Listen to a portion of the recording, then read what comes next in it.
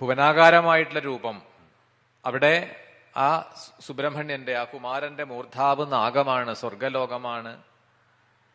നാഭീപ്രദേശം ആകാശം ആണ്. സപ്തപാദഭൂവാണ് പാദങ്ങൾ, സൂര്യചന്ദ്രാദി നേത്രങ്ങൾ, അതുപോലെ ദിക്കുകൾ ബാഹുക്കളായിട്ട് പറയുന്നു. ഓഷധികളാണ് രോമകൂപങ്ങൾ, ഇന്ദ്രിയങ്ങളാണ് ഭൂതങ്ങൾ, വിഷയങ്ങൾ പഞ്ചമഹാഭൂതങ്ങളാണ്.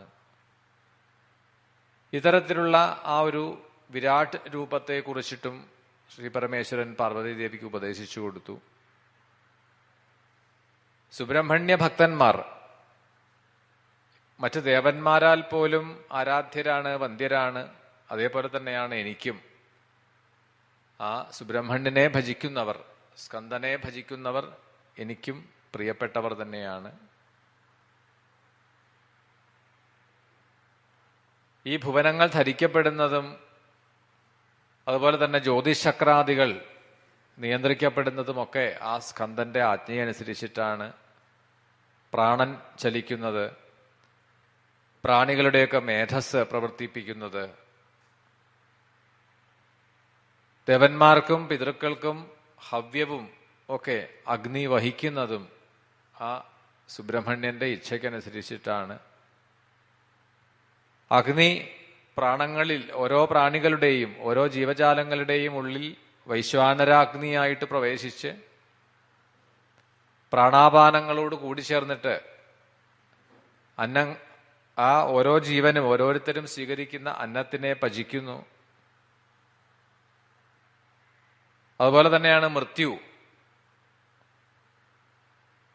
ഈ ശരീരത്തിനെ വ്യാധികളെ കൊണ്ട് ക്ലേശിപ്പിച്ച് ഒടുവിൽ ആ ശരീരം വിട്ട് ജീവൻ പുറത്തു കൊണ്ടുപോകുന്നത് അതും ആ സ്കന്ദന്റെ ആജ്ഞയ്ക്കനുസരിച്ചിട്ടാണ്.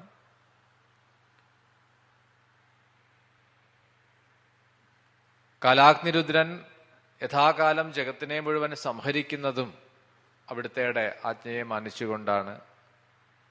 സംഹരത്യാസദോധേവ ശാസനാത് അസുരാനപി കാലാഗ്നിരുദ്രോ ഭഗവാൻ സംഹരത്യേവ ശാസനാൽ സർവം ജഗതിദം കാലേ സുബ്രഹ്മണ്യസ്യ വേധസ കാലസൃജതി ഭൂതാനി കാല സംഹരതി പ്രജ.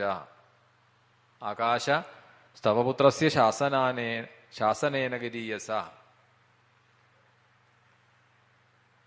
അപ്പൊ ഗുഹന്റെ സുബ്രഹ്മണ്യന്റെ ആജ്ഞ അനുസരിച്ചിട്ടാണ് പ്രപഞ്ചത്തിൽ എല്ലാം പ്രവർത്തിക്കുന്നത്. ജ്യോതിർഗണങ്ങളാണെങ്കിലും ജ്യോതിർഗോളങ്ങളാണെങ്കിലും മറ്റു ദേവതകളാണെങ്കിലും ആ സുബ്രഹ്മണ്യന്റെ ആജ്ഞയെ അലംഘ്യമായിട്ടാണ് കണക്കാക്കപ്പെടുന്നത്. ഇപ്രകാരം ശ്രീപരമേശ്വരൻ ദേവിക്ക് ഉപദേശങ്ങളെ തുടരുമ്പോഴാണ് ആ സ്കന്ദവിഭൂതിയെ കുറിച്ചിട്ട് ചോദിക്കുകയാണ് പാർവതീദേവി. എന്തൊക്കെയാണ് സുബ്രഹ്മണ്യന്റെ വിഭൂതികൾ?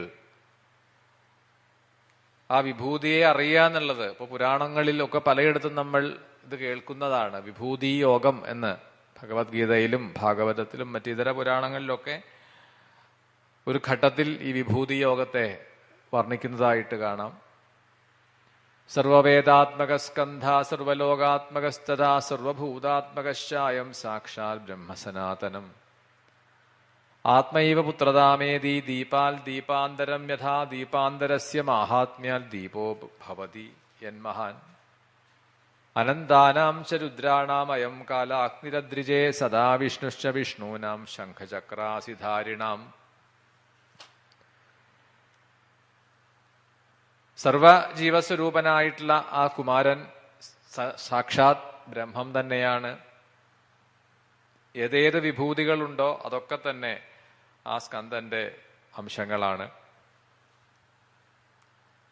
ഒരു വിളക്കിൽ നിന്ന്, ഒരു ദീപത്തിൽ നിന്ന് മറ്റൊരു ദീപം തെളിയിക്കപ്പെടുന്നത് പോലെ. എന്നാൽ ഇത് എത്ര പകർത്തിയെടുത്താലും ദീപാൽ ദീപാന്തരം യഥാ ദീപാന്തരസ്യ മാഹാത്മ്യാൽ ദീപോ ഭവതി യന്മഹാൻ. ഒരു വിളക്ക് കൊളുത്തി വെച്ച് അതിൽ നിന്ന് നമ്മൾ എത്ര തിരികളെ വീണ്ടും വീണ്ടും കൊളുത്തിയെടുത്താലും ആദ്യം കൊളുത്തിവെച്ച ആ ദീപത്തിന് യാതൊരു ഇതിനും സംഭവിക്കുന്നില്ല എന്നാണ്, ഒരു ന്യൂനതയും സംഭവിക്കുന്നില്ല എന്നാണ്.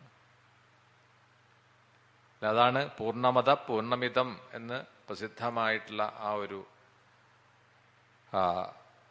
വാക്യം. ഒരു ദീപത്തിൽ നിന്ന് നമ്മളിപ്പോൾ സഹസ്രദീപം ഒക്കെ കാർത്തിക ദീപമൊക്കെ കൊളുത്തുമ്പോൾ ആദ്യം ഒരു കുടിവിളക്ക്, ഒരു വിളക്കിൽ നിന്നാണ് അത് പകരണത്. 1000 പകർന്നു കഴിയുമ്പോഴേക്കും ഈ ആദ്യത്തെ ദീപം കെട്ടടങ്ങി പോവുക. അങ്ങനെയില്ല. എത്ര തന്നെ ആയിരക്കണക്കിന് ദീപങ്ങളെ അതിൽ നിന്ന് കൊളുത്തി പകർത്തിയെടുത്താലും അതിന് യാതൊരു ലോപവും സംഭവിക്കുന്നില്ല. ഏവമേവ മഹാനേഷ മത്തോ ഭവതി പുത്രക വിഭൂതിലേശ തസ്യാർത്ഥേ തത്ര തത്ര വിജൃംഭിത.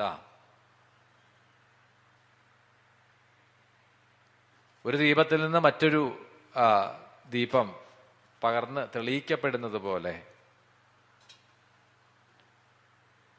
ഈ അനേകം ദീപങ്ങളുടെ മഹാത്മ്യം കൊണ്ട് ആദ്യം അതിനെ പകർന്നു കൊടുത്ത ദീപത്തിന്റെ മഹത്വം വർദ്ധിക്കുകയേ ഉള്ളൂ, അതൊരിക്കലും കുറയുന്നില്ല.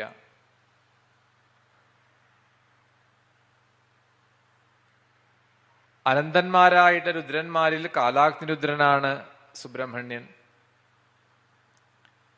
ശംഖ് ചക്ര ഗദാ പത്മങ്ങളെ ധരിച്ച വിഷ്ണു, ആ സദാവിഷ്ണു വസുദേവശ്ച മൂർത്തീനാം സദാവിഷ്ണുശ്ച വിഷ്ണൂനാം ശംഖചക്രാസിധാരിണാം വസുദേവശ്ച മൂർത്തീനാം ചതുഷ്യൂണാം അയം ശിവേ അവതാരേഷു തസ്യേഷ രാമ ശാസ്ത്രഭൃതാംബര വൃഷ്ണീനാം വാസുദേവോയം പാണ്ഡവാനാം ധനഞ്ജയ പ്രജാപതീനാം സർവേഷാം ബ്രഹ്മായം ബ്രഹ്മണസ്പതി.